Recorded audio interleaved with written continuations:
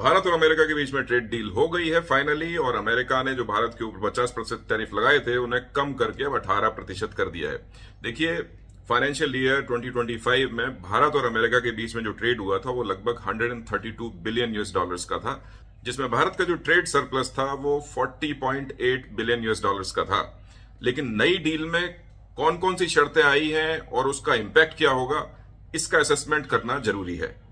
इस trade deal की पहली शर्त यह है कि भारत रशिया से ऑयल खरीदना धीरे धीरे बंद करेगा और उसके बदले में वेनेजुएलन ऑयल लेगा, जो अमेरिका ने एनफोर्स किया है। और जैसे ही ये डील हुई है उसके तुरंत बाद ये खबर भी मीडिया में आ गई कि रिलायंस ने ऑलरेडी वेनेजुएला से ऑयल खरीदना शुरू कर दिया है। दूसरी बात यह है कि अमेरिका ने भारत के ऊपर एक शर्त थोपी है कि भारत को अगले 5 साल में अमेरिका से 500 बिलियन यूएस डॉलर्स का इंपोर्ट करना पड़ेगा। That means 100 billion US dollars का इंपोर्ट हर साल, जिसका मतलब यह होता है कि जो भारत और यूएस के बीच में बायलैटरल ट्रेड था वो लगभग 132 बिलियन यूएस डॉलर्स का था, जिसमें भारत का ट्रेड सरप्लस 40.8 बिलियन डॉलर्स का था। अब जब भारत 100 बिलियन का हर साल इंपोर्ट करेगा तो हमारे ट्रेड सरप्लस का क्या होगा? कहीं ना कहीं वो ट्रेड डेफिसिट बन जाएगा। तीसरी बात यह है कि अब मार्केट्स का जो एक्सेस है वो रेसिप्रोकल होगा। जैसे अमेरिका में भारतीय प्रोडक्ट्स को एक्सेस मिलता है, वैसे ही अमेरिकन प्रोडक्ट्स को भारत में एक्सेस मिलेगा। अमेरिका ने तो भारत के ऊपर 18% ड्यूटी लगा दी है, लेकिन अमेरिका के ज्यादातर प्रोडक्ट्स पे इंडिया में अब लगेगी 0 ड्यूटी। और चौथी इंपॉर्टेंट बात यह है कि इंडिया को बाई अमेरिकन पॉलिसी अडॉप्ट करनी पड़ेगी।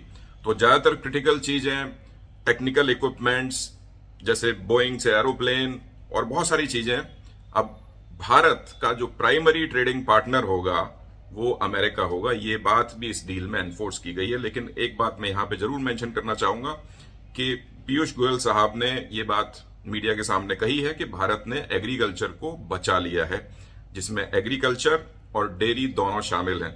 तो ये एक पॉजिटिव बात है। अब इस डील से भारत को फायदा होगा या यूएसए को फायदा होगा, ये एसेस करना आपका काम है। लेकिन एक बात मैं फॉर श्योर कहना चाहूंगा कि देखिए, बदलते हुए ग्लोबल एनवायरनमेंट में इंडियंस को ज्यादा कॉम्पिटिटिव होने की जरूरत है। देखिए, जो ट्रेड बैरियर्स हैं वो धीरे धीरे कम होते चले जा रहे हैं। आप प्रोटेक्ट नहीं कर सकते अपनी इंडस्ट्री को। अगर आप कॉम्पिटिटिव होंगे तभी आपका सामान विदेशों में खरीदा जाएगा। बिकॉज यूरोप से आने वाले इंपोर्ट्स भी 0% पे आएंगे, यूएस से आने वाले इंपोर्ट्स भी 0% पे आएंगे। तो आपको ज्यादा कॉम्पिटिटिव होने की जरूरत है, अदरवाइज अपने डोमेस्टिक मार्केट तक में आप सामान नहीं बेच पाएंगे। Mark my words, be more competitive, only then you can survive in this brutal market.